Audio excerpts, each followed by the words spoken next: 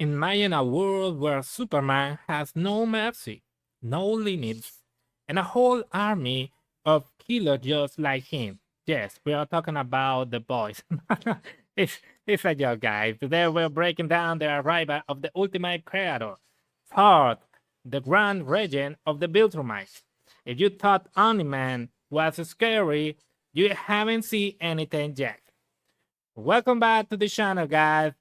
And today we are diving into episode 7 of Invincible. And honestly, it's just non-stop chaos and the madness that leaves you craving more. This episode finally set the record straight by introducing Todd as a true endgame villain. For a while, I actually thought his design didn't look that threatening. I even felt that Tedious looked more imposing. But man, was I wrong, guys. Tar is basically the apocalypse in human form. He is the Superman amongst gods, an unstoppable force whose word is absolutely law.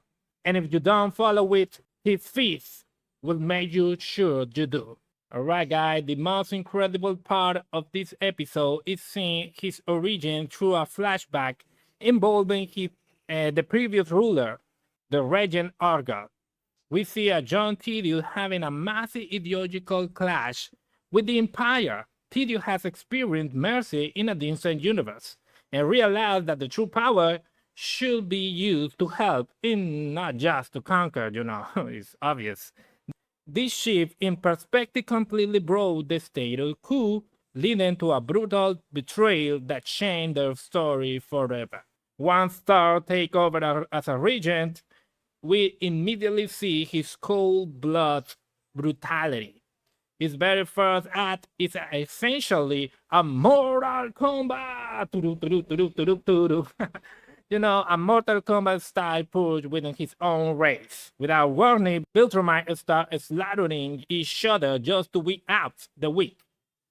And nobody dares to question him, even though this isn't the event that reduced their population to its lowest point. But this act is perfectly shown toward reach. He doesn't tolerate mistake. He doesn't allow weakness. And he has turned an entire civilization into a weapon of pure destruction. You had to be strong. You had to be the best. And above all, you must be loyal to the Empire. Our philosophy is simple. Root out any seed of rebellion before it even begins. He's not just a leader, he's an architect of absolute order through fear. On the other hand, guys, we had the collision and they think they're ready for the big strike. But they couldn't be more wrong, guys. When finally arrived at the planet, they walked straight into an ambush. Thor had already predicted every move. A world that basically a graveyard, with Thor standing there in an imposing pose, completely calm.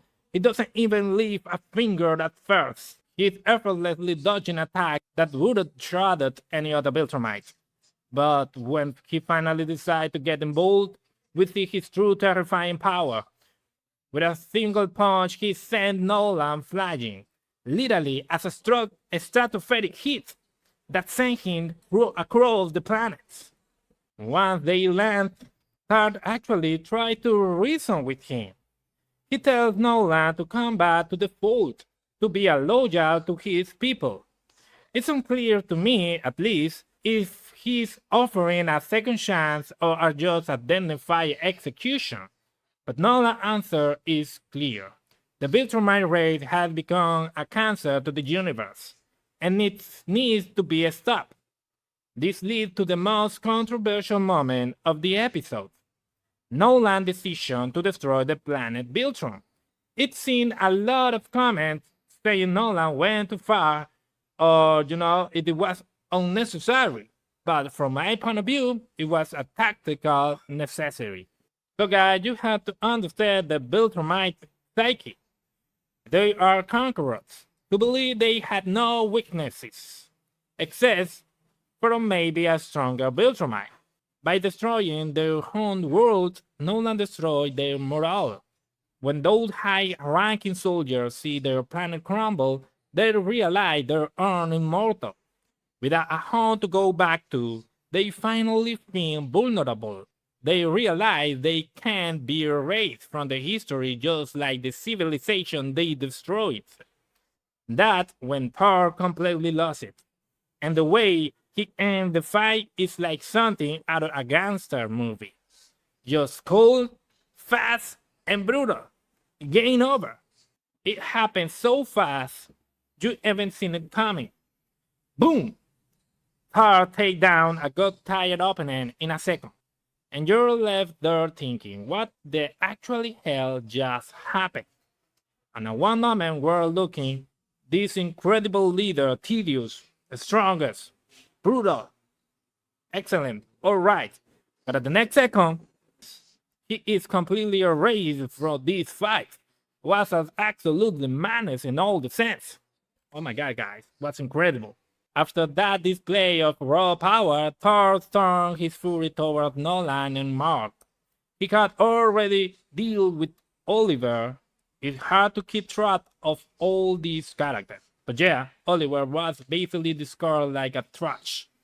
Thor leaves Nolan and Mark stranded, neutralized, and just when you think he's going to finish them, he has this moment of reflection. He decides to pull back, realizing that killing the few remaining Viltrumite made no sense for the future of their race. It's a total crushing defeat for the coalition of planets. They were completely outclassed. They even lost their leader. It's just another level of power and mustache guy. This episode was designed to show us exactly who the final boss is. I admit that, the character design or the animation that a lot of people is hated it, make me think that, this is another Viltrumite with a mustache, almost like an NPC, and I was wrong. Because this was the moment that proved Thor is the one who puts the entire universe in check. And when Mark finally wakes up, he reached a chilling conclusion.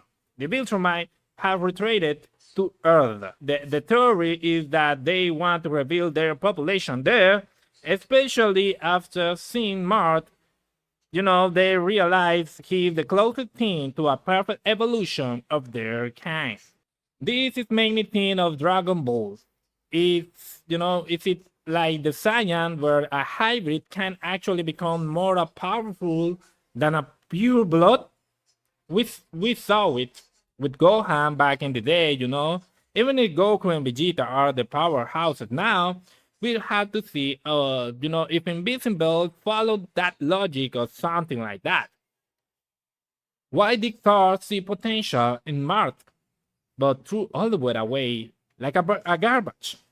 We'll find out soon. Episode 7 was a colossal 10 out of 10. Absolutely, for me, was insane.